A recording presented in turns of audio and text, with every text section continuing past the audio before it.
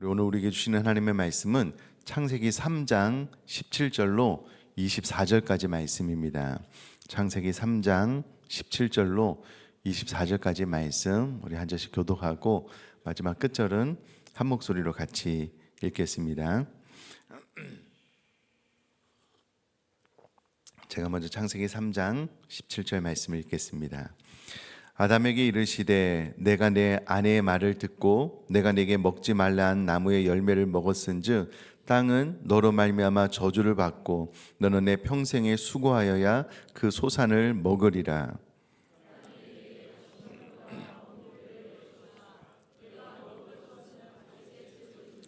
내가 흙으로 돌아갈 때까지 얼굴에 땀을 흘려야 먹을 것을 먹으리니 내가 그것에서 취함을 입었음이라. 너는 흙이니 흙으로 돌아갈 것이니라 하시니라.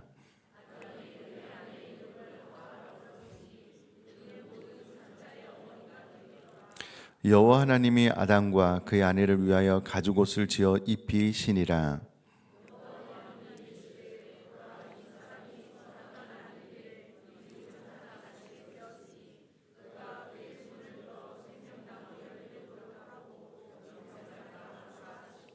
여호와 하나님이 에덴 동산에서 그를 내보내 그의 근원이 된 땅을 갈게 하시니라.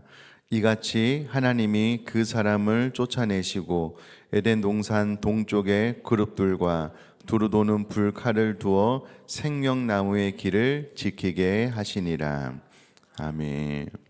자, 우리 오늘 본문의 말씀은 아담과 하와가 선악과를 따먹고 하나님에 의해서 에덴 동산에서 쫓겨나는 장면입니다. 근데 여러분, 쫓겨나는 장면을 가만히 들여다보시면 22절에 이 사람이 선악을 아는 일에 우리 중 하나같이 되었다라고 이야기를 하면서요, 이 사람이 생명나무의 실과를 따 먹고 영생할까봐 하나님께서 에덴에서 추방한다라고 기록을 하고 있습니다. 그런데 추방을 할 때에 24절 말씀 보면은요, 이같이 하나님이 그 사람을 쫓아내시고 에덴 동산 동쪽의 그룹들과 두루 도는 불칼을 두어 생명나무의 길을 지키게 하시니라.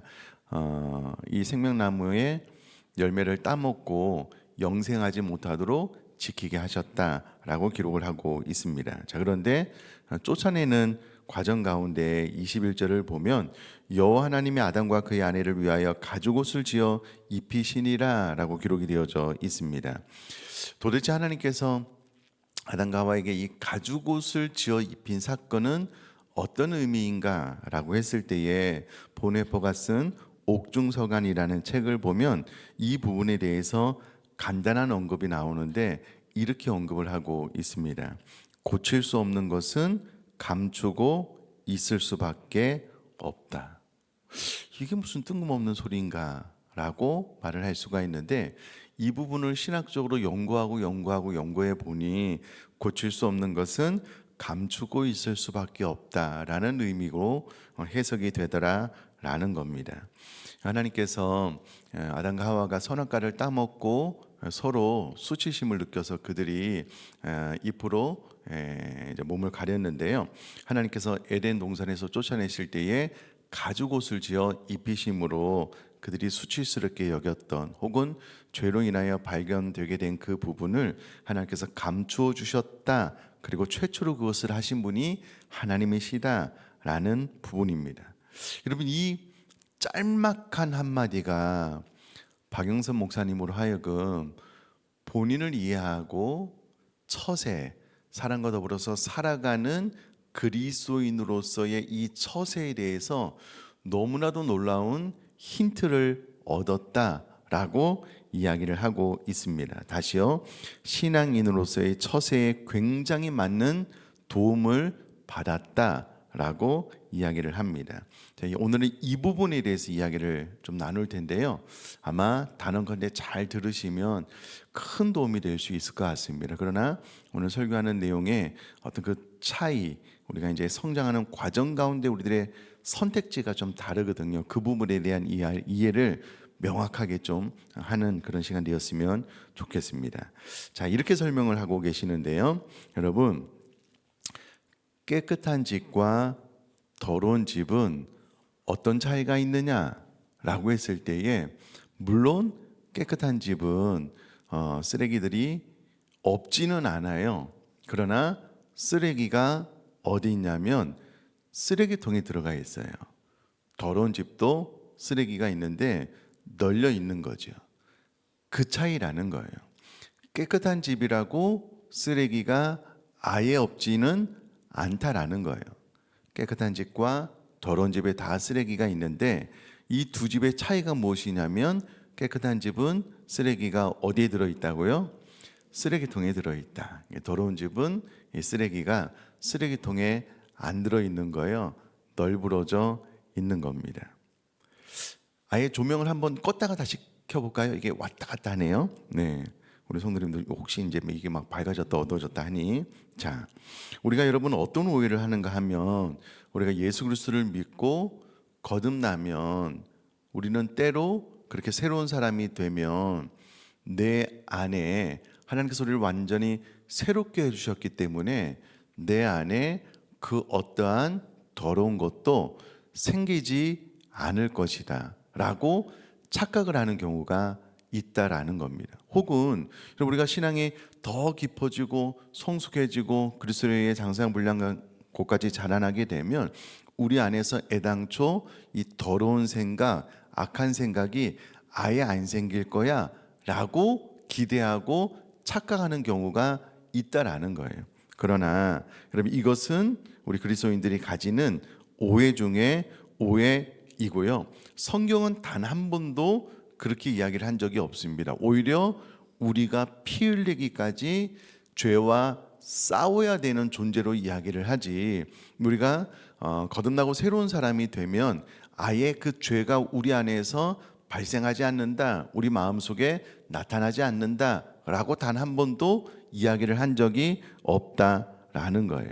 그런데 우리는 생각하기를 신앙생활이 더 깊어지면 깊어질수록 내 안에 어떠한 죄도 발현되지 않아야 되는데 가끔씩 이 죄가 발현될 때마다 깜짝깜짝 놀라는 거예요. 와, 내가 왜 이러지?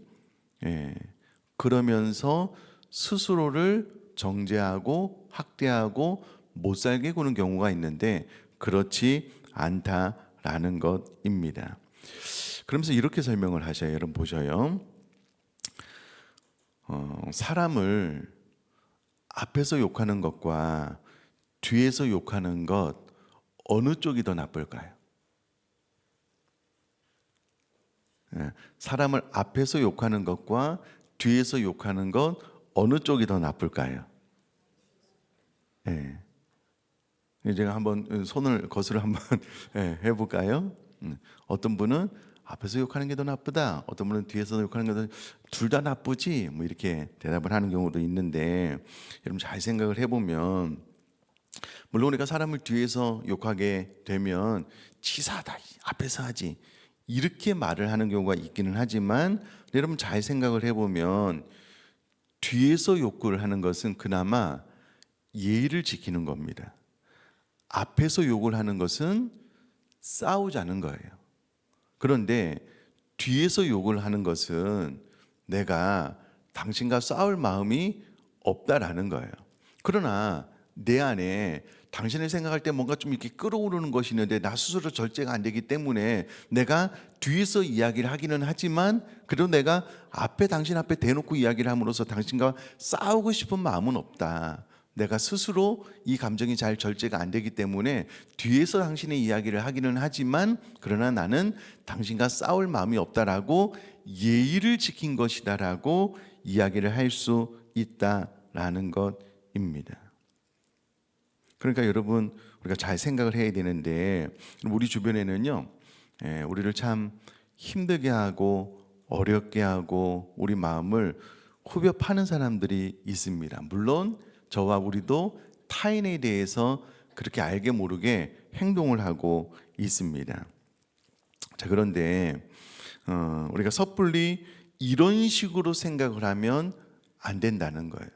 나는 그리스도인이고 나는 거듭났고 내가 십자가 보혈로 인하여 용서함을 경험한 사람이므로 나는 늘 당신을 사랑하고 용서할 것입니다 라고 이야기를 했을 때에 그럼 그것이 내가 그리스도인으로서 그 시점까지 나가야 되는 소망인 것과 내가 그 시점까지 나아가야 되는 것을 알지만 지금 나에게는 그와 같은 능력이 없다, 실력이 없다라는 것은 구별해야 된다는 거예요.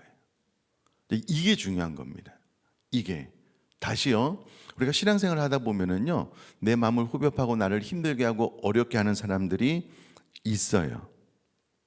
자, 그런데 우리가 그리스도인이기 때문에 거듭나서 주님의 사랑을 받았기 때문에 우리가 그렇게 해야 된다라는 방향을 잘 알고 그쪽까지 나아가야 된다라는 것을 인지하고 있는 것과 내가 사랑해야지 용서해야지라고 인지를 하지만 지금 내가 그것을 해낼 수 있는 실력과 능력이 있는 것은 다른 문제라는 거예요. 물론 우리는 궁극적으로 그 끝까지 나아가야 되는데 저를 포함해서 우리 모두는 이 성장 성숙으로 나아가는 과정 가운데 그곳까지 가지 못한 경우가 있다라는 것입니다. 그래서 지금 내가 할 수 있는 최선의 방법이 무엇이냐면 도망가는 방법일 수도 있다라는 거예요. 즉 고칠 수 없는 것은 감추고 지내야 된다라는 겁니다. 맞상대를 해서 내가 성장 성숙해서 온전히 끌어안을 수 있는 실력과 능력을 갖추고 있으면 모르는데 그렇지 못한 상태에서 어설프게 내가 기도해 있으니 주님이 나를 용서했으니 내가 그냥 당신을 그냥 허깅하고 등 두드려서 이 문제를 그냥 털어버리겠다라고 하는 것은 잘못된 시도일 수 있다라는 것입니다. 그럼 자기 실력도 돌아보지 않고 나는 무조건 그렇게 할 수 있다라고 하는 것은 착각일 수 있다라는 것입니다.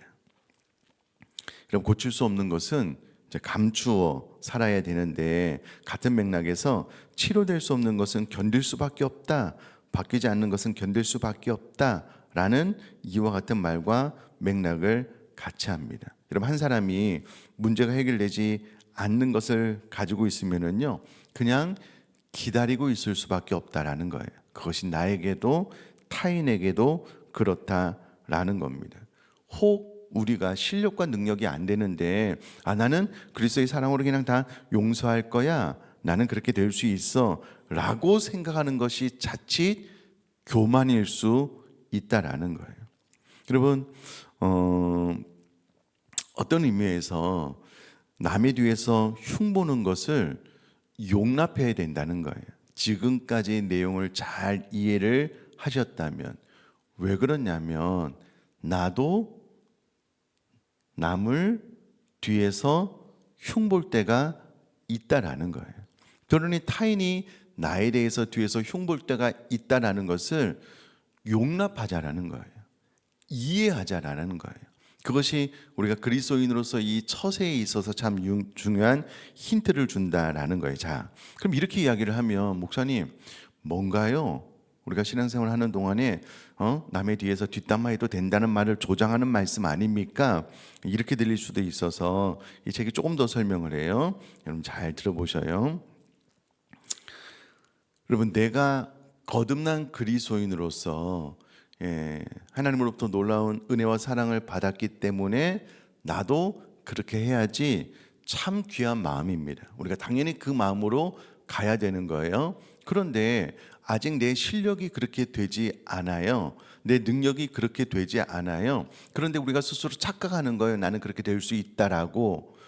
그렇게 생각하는 순간 어떤 문제가 발생을 하냐면 나는 거듭난 그리스도인이다, 나는 성숙한 그리스도인이다, 그럼에도 불구하고 내 안에 용서가 용납이 안 되는 사람이 있다면 그것은 나의 문제가 아니고 주님도 용서하지 못할 사람이다, 이렇게 갈 수 있다는 거예요.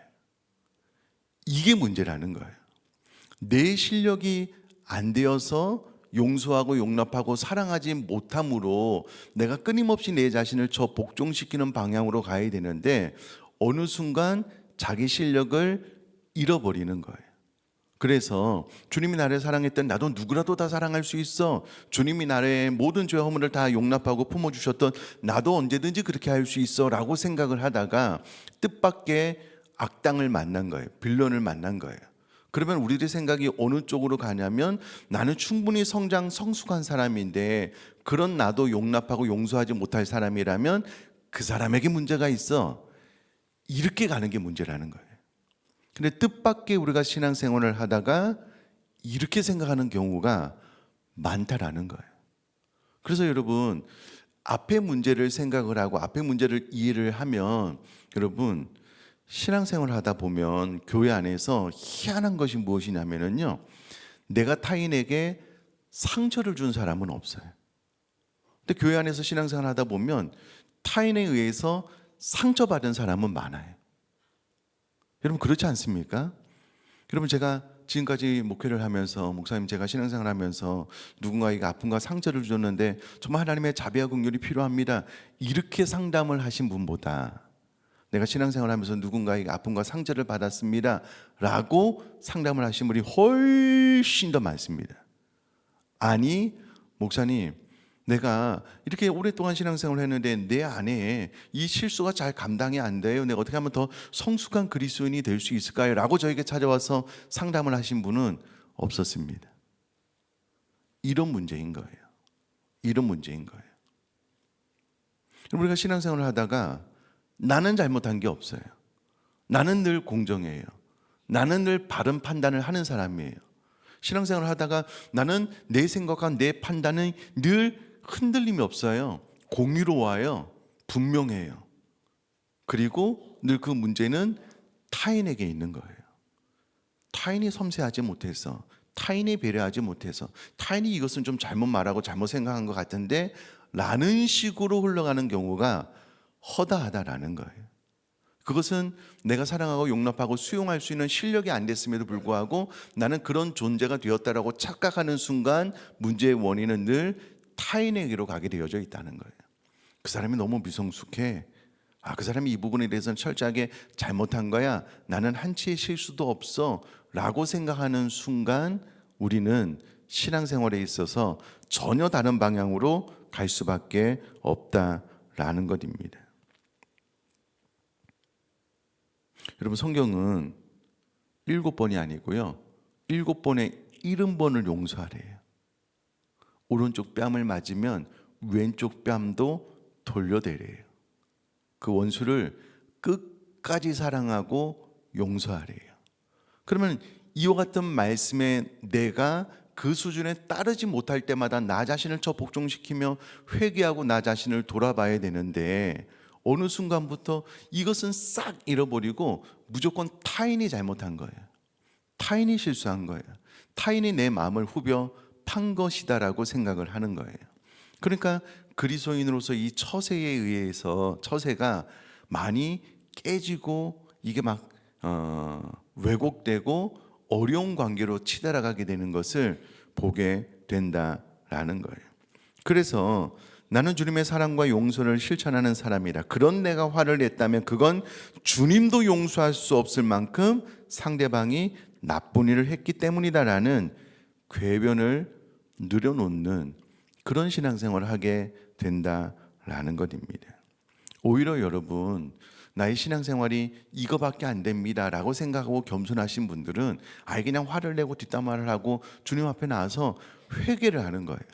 하나님, 내가 이거밖에 안 돼요. 아직은 내가 이렇게 속이 좁고 아직은 내가 그리스도의 장성함을 향해 충만한 곳까지 나가지 못했어요. 나를 성장 성숙으로 도와주세요 라고 늘 기도하면서 자기 자신을 돌아봐야 되는데 어느 순간 회개가 없어요.